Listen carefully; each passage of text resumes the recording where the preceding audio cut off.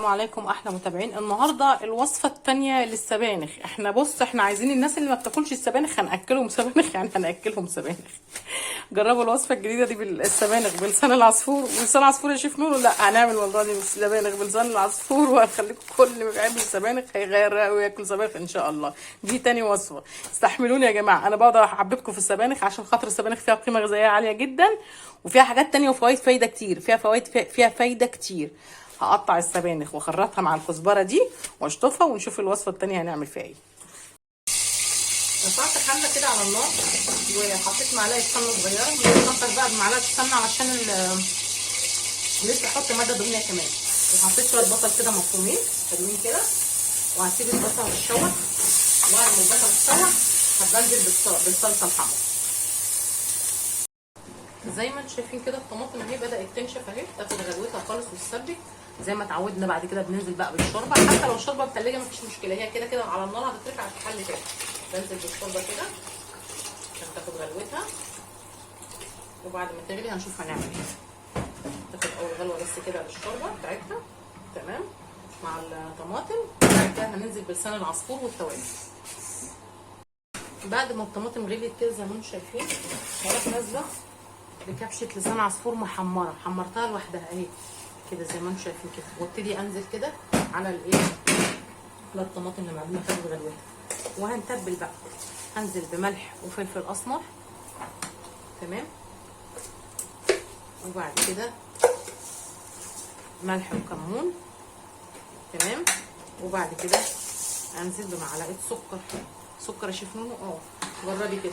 وبعدين هنزل بقى على طول السبانخ، لان لسان العصفور ما بياخدش غلوه زي الرز، فبيبقى يعني من ابسط الامور ان هو لسان العصفور بيستوي بسرعه تمام. واروح نازله كده بالسبانخ. على فكره السبانخ هتنزل هتهبط. غسلت السبانخ وشطفتها مع الكزبره ونزلتها ايه زي ما انتم شايفين ايه بعد العسله تمام. وهنبتدي بقى نسويها على نار ايه، على اول ما تاخد غلوه بهدي النار بقى، عشان احلى طبيخ تاكليه على النار الهاديه. هي هبطت اهي زي ما انتم شايفين، لان السبانخ فيها محتوى ميه عالي، ما بتاخدش اول ما بتنزل في النار وتشم النار بتنزل على طول معايا زي ما انتم شايفين كده. غليت بقى، نزلت بلسان العصفور المحمر الاول، اديت لسان العصفور تحميره لوحده كده، وبعد كده نزلت بالكزبره والسبانخ بعد ما قطعتهم وشطفتهم. وهتبتدي بقى بعد ما تتغلي وتاخد غلوتها كده وهدي النار عليها زي ما انتم شايفين كده. هنعمل لها احلى طشه عشان تبقى جميله. الناس يا جماعه ما بتحبش السبانخ طلع فيها فوائد من الحديد كمان، ده انا اكتشفت وعملت بحث عن السبانخ طلع فيها فوائد كتيره اكتر من الحديد كمان. فيا جماعه يا ريتكم، انا بنوع لكم في السبانخ عشان الناس اللي ما بتحبهاش تحاول تغير وتشوف ايه يمكن الوصفات دي تعجبها وتقربهم شويه من السبانخ ويحبوها. اما تيجي تستوي هنعمل لها احلى طشه. زي ما انتم شايفين كده بقى بعد في الفصل رحت رفعت الحله كده ولقيتها محتاجه كويس ملح فلفل اسمر، زودت ملح فلفل اسمر ومساعد طبعا عشان يعدي بالطعم تمام. هي خلاص دخلت في السوا تعتبر استوت.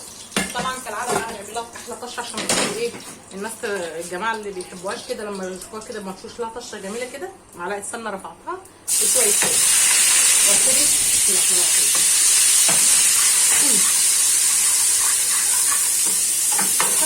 كتير قوي كده عشان ما يبقاش برضه ينفخ بس. ومعلقه ايه كزبره اهي بحجرها كده زي ما انتم شايفين عشان اعمل احلى طشه للسبانخ. نطفي بقى النار كده وننزل عليها اي بسم الله زي الفل.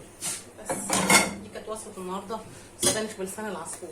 بحاول ان اعمل والله السبانخ علشان الناس اللي ما بتحبش السبانخ تحبها، لما تلاقيها بالاطعمه وتغيري لها الطبخه وتغيري النكهه وتغيري الطعم وتغيري الطريقه ان شاء الله يحبوها. كانت وصفه النهارده على السبانخ. يلا سلام عليكم. نغرب بقى السبانخ وتفرجوا على احلى طبق سبانخ. بسم الله. ده كان فيديو النهارده عن طبق السبانخ بلسان العصفور. غيرنا شويه، بنحاول نغير في السبانخ علشان خاطر الناس اللي ما بتحبش السبانخ تاكل سبانخ، لان السبانخ فيها قيمه غذائيه عاليه غير الحديد كمان يا جماعه. انا اكتشفت والله كده. يلا سلام عليكم.